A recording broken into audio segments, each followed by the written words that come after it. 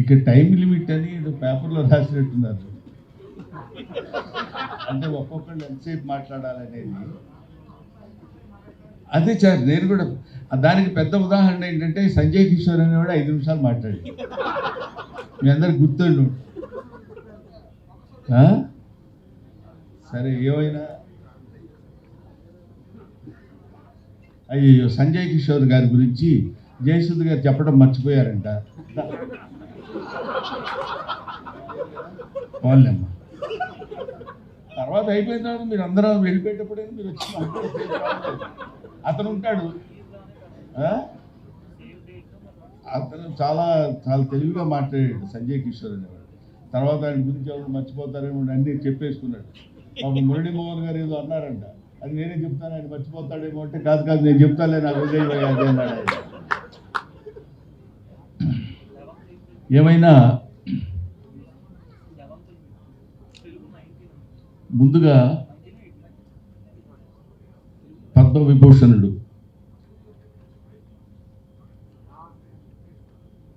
చిరంజీవి గారు ఈ కార్యక్రమానికి రథసారథి. ఆయన వచ్చి వెళ్ళిపోవడం అనేది సభలో జరిగేటువంటి అతి సహజమైన విషయం. ఆయన వెన్నెముకగా ఉండి మాబోటి వాళ్ళకి ఫోన్లు చేసి ఈ కార్యక్రమానికి మీరు రావాలని చెప్పడం అనేది, సావిత్రి గారు చచ్చిపోయారని ఎవరండి అనేది, ఇంతకంటే సావిత్రి గారు బతుకున్నారని చెప్పడానికి వేరే ఉదాహరణ కావాలా? ఆ సావిత్రి గారు, ఎందుకంటే సావిత్రి గారి సినిమాల గురించి అందరూ చెప్పగలరు. సావిత్రి గారిని ఒక ఫిలసాఫికల్ లైన్లో తీసుకెళ్లాలనే అభిప్రాయం నాకు కలిగింది. సావిత్రి గారు ఎంతమంది కళాకారులు ఉన్నారు? సావిత్రి గారి కూతురు చాముండేశ్వరి గారు, చిరంజీవి గారి భార్య సురేఖ గారు, వీళ్ళిద్దరూ స్నేహితుల వంటి.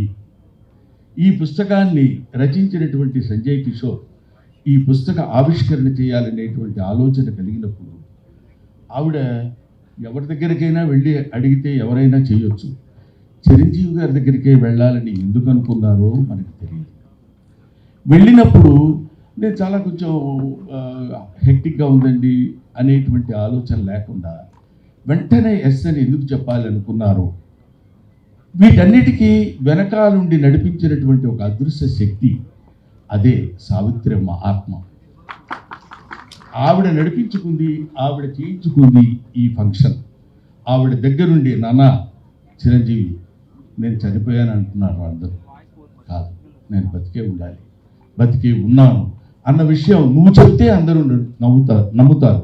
నువ్వు చెప్తే అందరూ, తెలుగువాడు, తెలుగు మాట్లాడేటువంటి తెలుగు ప్రేక్షకుడు ఎవడైనా నువ్వు చెప్తే ఆనందిస్తారు, నమ్ముతారు. నాన్న నీ చేతుల మీదుగా నా పుస్తకాన్ని ఆవిష్కరించరా అని చెప్పిందేమో అనేటువంటి భావన నాకు కలుగుతుంది.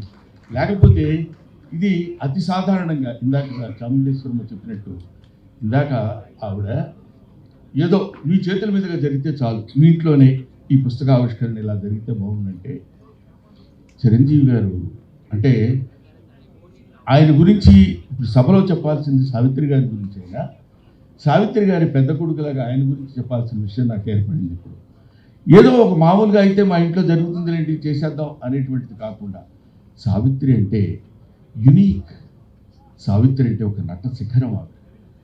ఆవిడ గురించి ఒక చిన్న ఫంక్షను, ఎక్కడో ఇంత ఫంక్షన్ పెట్టి అయిపోయింది అని నలుగురు కెమెరాలతో చేసేటువంటిది కాదు.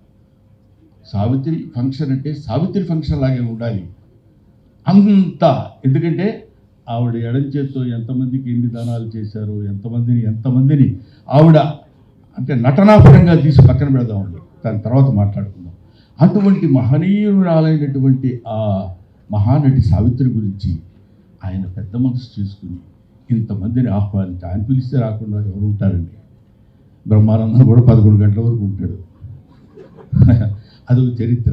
కాబట్టి అటువంటి మహనీయుడు తలపెట్టినటువంటి ఈ కార్యక్రమం ఎవరు చేశారు ఇంకెవడయ్యా వాడు? ఆ సావిత్రమే చేసుకుని ఉంటుందని నేను మనస్ఫూర్తిగా నమ్ముతున్నానమ్మా. అది అందువల్ల ఆ కార్యక్రమాన్ని ఆయన నో అనలేడు. ఇంత అద్భుతంగా ఇంతమంది కలిసి ఇక్కడ చేయగలుగుతున్నారంటే ఆ సావిత్రి యొక్క గొప్పతనం. ఇక్కడ బ్రహ్మానందం నువ్వు చాలా బాగా యాక్ట్ చేసావు, ఇన్ని సినిమాలు చేసావు, నువ్వు ఎంత నటుడివి అని అన్నప్పుడు ఎప్పుడన్నా ఒకసారి నిజమైన మళ్ళీ లేకపోతే మళ్ళీ ఎందుకంటారు ఇలాగా చాలా గొప్పవాడేమో నేనని ఫీల్ అవుతున్నప్పుడు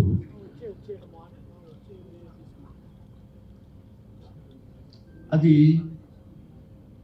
ఆవిడ నటించేటువంటి సినిమాలు ఏదైనా ఒక సినిమా అంతా కూడా కాదు, ఒక సీన్ అంతా కూడా కాదు, ఒక ఎక్స్ప్రెషన్. ఇందాక పరుచూరి గారు చెప్పినట్టు ఒక ఎక్స్ప్రెషన్. డాక్టర్ చక్రవర్తిలో పాట ఉంటుంది. ఆ పాటలో అమ్మ నటించినటువంటి విధానం చూస్తే ఒక్క సెకండ్లో అంత రొమాంటిక్గా నీవు ఆ పాట ఏంటి, నీవు లేక వీణ నిలువు లేక వీణ పలుకలేనన్నది, నీవు రాక రాదా నిలువలేనన్నది. ఆ పాట ఒకసారి దయచేసి మీ అందరికీ చేతులెత్తి నమస్కారం చేసి చెప్తున్నాను, గూగుల్లో గుర్తు వస్తుంది, పాట చూడండి. ఇప్పుడు మేము మహానటులం, మేము చాలా గొప్పవాళ్ళమని బోర్డు పెట్టుకునే వాళ్ళందరూ ఆ పాట ఒక్కసారి చూస్తే కనువిప్పు కలిగి వాళ్ళల్లో ఉన్నటువంటి నట అహంభావం మొత్తం పెద్దలిపోయి పగిలిపోయి ముక్కలైపోయి ఆ తల్లికి చేతులకి నమస్కరించాలనిపిస్తుంది. అది ఆవిడ ఎంతటి గొప్ప నటి అని చెప్పడానికి, అయ్యో ఆవిడ చూడలేకపోయామన్న బాధ కంటే ఇలా చూస్తున్నప్పుడు ఇలా చేయాలా, ఇలా చేస్తే ఇది కదా నటన, ఇది కదా యాక్టింగ్ అని చెప్పినప్పుడు నేను కొంచెం తెలుగు చదువుకున్నవాడు కాబట్టి తెలుగు మాస్టర్గా ఒక విషయం చెప్పాలి. బంబెర పోతన అంటాడు, అంబ నవాంబుజోజ్వల కరాంబుజ శారద చంద్ర చంద్రికాగడంబర చారుమూర్తి ప్రకట శుభ భూషణ రతన దీపికా చుంబిత దిగ్విభాగ శృతి సూక్త వివిక్త నిజ ప్రభావ భవాంబర వీధి విస్తృత విహారిణి నన్ను కృపదోడు భారతి అని కోరుకుంటాడు. ఎవరు? బొమ్మెర పోతన సరస్వతీదేవి. మన నటీనటులు నటీమణులు నటులందరూ కోరుకోవాల్సింది ఏంటంటే భావాంబర వీధి విస్తృత విహారిణి, నటనాంబర వీధి విస్తృత విహారిణి సావిత్రి బుధుడు భారతి అని నమస్కరించి ఎక్కడో శిఖరాగ్రం మీద కొన్ని వేల వేల వేల వేల మెట్ల మీద కూర్చున్నటువంటి ఆ మహోన్నతమైనటువంటి నటిని ఎక్కటానికి ముందుగా మొదట కనిపించేటువంటి ఆ ప్రథమమైనటువంటి సోపానానికి నమస్కరించుకుని వెళ్ళాలి. అది ఆవిడ సావిత్రి గారు ఎంత గొప్ప నటి అని చెప్పడానికి ప్రతి వాళ్ళు మనం ఎన్ని చెప్పినా ఒక్కొక్క చూపు. పాండవ వనవాసంలో జై బానిసల కింద హంభావమా దుశ్శాసన తోడ్కొని రమ్మా బంధకిని అని శ్రీరంగారావు గారు గద్దించి అడిగినప్పుడు మిక్కిలేని రాధాకృష్ణమూర్తి గారు తీసుకొచ్చేసి ఆమెను అక్కడ నిండు సభలో పడుకోబెట్టినప్పుడు ఆ తర్వాత ఎంతమంది ద్రౌపదికి వేశారో తెలియదు కానండి, కృపాచార్యుడిని ఎలా చూడాలో అలా చూస్తుంది, ద్రోణాచార్యుడిని ఎలా చూడాలో అలా చూస్తుంది, దుర్యోధనుడిని ఎలా చూడాలో అలా చూస్తుంది, దుశ్శాసనుడిని ఎలా చూడాలో అలా చూస్తుంది, కృపాచార్యుడిని ఎలా చూడాలో ఒక్కొక్క చూపులో ఒక్కొక్క వైవిధ్యాన్ని కనపడేటట్టు చూసి ఈవిడేనా ద్రౌపది, నిజంగా ద్రౌపది ఈవిడేనేమో అనే భావన కలిగించేటువంటి శక్తి సత్తా ఉన్నటువంటి మహానటి. ఆవిడ గురించి మాట్లాడుకోవడానికి ఇంతకంటే ఇంకేం కావాలి? ఆవిడ గురించి మాట్లాడుకునేటువంటి అవకాశం మనకు కలగడం, ఆవిడ గురించి తరించేటువంటి భాగ్యాన్ని నాకు కలిగించిన చిరంజీవి గారికి నా హృదయపూర్వకమైన నమస్కారాలు తెలియజేస్తున్నాను. ఎస్వీరంగారావు గారు ఇందాక ఆయన చెప్పినట్టు ఎస్వీరంగారావు గారితో పోటీ పడి నటించడం అంటే మామూలు విషయం కాదు. ఎస్వీరంగారావు 6 అడుగుల ఆజానుబాహుడు. ఆయన ఎక్కడ మన కీచకుడుగా నర్తనశాలలో చేస్తున్నప్పుడు మధుర తీసుకొని రమ్మని పంపిస్తుంది చెల్లెలు. సైరంధ్రి తమ్ముడికి మధుర తీసుకెళ్ళి ఇచ్చిరా అంటుంది. అక్కడ ఒక సందిగ్ధంలో ఉండేటువంటి చిన్న ఎక్స్ప్రెషన్, వెళ్ళాలా వాడిని దుర్మార్గులో తెలుసు కదా అన్నప్పుడు ఇద్దరు అలాగా 2 కొదమ సింహాలు పోటీ పడ్డట్టు ఉంటాయి. ఒక ఆడసింహం, ఒక మగసింహం. చేయి నువ్వు ఎంత చేస్తావు, నేను చూడు ఎంత చేస్తాను అని 2 పోటీ పడి నటించినట్టు అనిపిస్తుంది. మారణి కించి సర్వాలంకార భూషిత అని నిన్ను చూచిన నా మనసు తూగి నేను ముందు మోకరిగా రావాలి. 5 భర్తలకు భార్యనే దానవు, ఆరవడు కానీ నన్ను అంగీకరించలేవా, ఆనందపరచలేవా మాననీరా. ఎస్వి రంగారావు మాట అన్నప్పుడు సావిత్రి చూస్తుందండి, అమ్మా చూస్తుందండి ప్రేక్షకులు ఆవిడ చూస్తారండి అంటే బాగుంది. ఆవిడ ఎలా చూస్తుందంటే నీచత్వంలో కూడా ఇంత పరాకాష్ట ఉంటుందా. 5 భర్తలకు భార్య అయిన దాను ఆరవడుగా నన్ను అంగీకరించలేవా, ఆనందపరచలేవా మాననీరా, మన కోసం హంసతూరిగా పల్పం ఎదురు చూస్తుందా. ఆయన తండ్రి కూతుళ్ళుగా కూడా నటించారు. కానీ ఇక్కడ ఒక పరమ నీచమైనటువంటి, పరమ దారుణమైనటువంటి, కామానికి బానిసైనటువంటి ఒక మూర్ఖుడిగా అతను నటిస్తుంటే ఇక్కడ అసహించుకుని జుగుప్సాకారంగా ఉండేటువంటి ఒక వ్యతిరేకించే ప్రేయసిలా నటించడం అంటే ఇలాంటివి ఎన్నెన్ని చెప్పాలి సావిత్రమ్మ గురించి. ఆవిడ ఒక విశ్వనట మహావృక్షం, ప్రపంచమంతా వ్యాపించినటువంటి ఈ నటీనటులకు కనువిప్పు కలిగించేటువంటి మహానట వృక్షం ఆవిడ. ఆ వృక్షం కింద ఎన్నో పూలు కాయలు పండ్లు రాలిపోతే మాలాంటి నటులు అక్కడ వేలుకుని చిన్న సజ్జలో ఆ పూలు వేలుకుని వెళ్ళిపోవాల్సిన స్థితి ఉన్నటువంటి వాడు. అటువంటి వాళ్ళని చాలామంది మనం ఏమనుకుంటామంటే లలిత కళలు అంటారు. లలిత కళలు అంటే మామూలుగా ఫైన్ ఆర్ట్స్ అని ఇంగ్లీష్లో అంటారు, తెలుగులో దాన్ని తెలుగు చేసేటప్పుడు లలిత కళలు అంటారు. లలిత కళలు అంటే లలితములైన కళలు అని, చాలా సునిశ్చితమైన కళలు కావు. లలిత కళలు అంటే లలితా గాయత్రి యొక్క అంశ కలిగినటువంటి కళలు, లలితా గాయత్రి యొక్క అనుగ్రహము కలిగినటువంటి కళలు. అవి కొంతమందిని ఆ తల్లి చూస్ చేసుకుంటుంది, కొంతమందిని అలా పట్టుకుని బయటకు తీసుకొస్తుంది. అలాంటి వాళ్ళలో లలితా గాయత్రి స్తన్యాన్ని కోరినటువంటి ప్రథమ అద్భుతమైనటువంటి తెలుగు బిడ్డ నిశంకర సావిత్రి అంటానికి ఆవిడ ఎంత మహానటి అంటే అంత మహానటి అని ఏ శంక లేకుండా చెప్పవచ్చు. నిశంకర సావిత్రి అంటే అంత గొప్పది. అటువంటి ఆవిడ గురించి ఎన్నని చెప్పుకోవాలని చెప్పండి. అటువంటి మహానటి ఆవిడ తలుచుకుంటేనే ఆహా ఇది చాలు కదా, ఇది గాక సాఫల్యం, ఇది గాక జన్మ సత్యార్థం పట్టుకలదే ఆవిడ గురించి మాట్లాడేటువంటి అవకాశం కలిగింది కదా, కలిగించినటువంటి మహనీయులు ఎంతోమంది ఉన్నారు కదా అని. అమ్మ చాముండేశ్వరి, అయ్యా గోవిందరావు గారు, మీరు ఏదో అంటారు సావిత్ర తల్లి గురించి ఈ వయసులో అమ్మని ఎలాగైనా బతికించుకోవాలి అనేటువంటిది. బతికించుకోవాలంటే అమ్మ చచ్చిపోతే బతికించుకోవాలమ్మా, ఎక్కడ చచ్చిపోయిందమ్మా పిచ్చి కానీ ఆవిడ ఉంటుంది. నటన భావాంబర వీధిలో విస్తృతంగా విహరిస్తూ ఉంటుంది, నటనాంబర వీధిలో నివసిస్తూ ఉంటుంది ఆ మహానటి సావిత్రి. ఆ తల్లికి నా హృదయపూర్వకమైనటువంటి నమస్కారాలు తెలియజేసుకుంటూ, అంటే నమస్సులు తెలియజేసుకుంటూ అని నేను ఎందుకన్నానంటే చచ్చిపోయిన వాళ్ళకి నివాళులు అని చెప్తారు.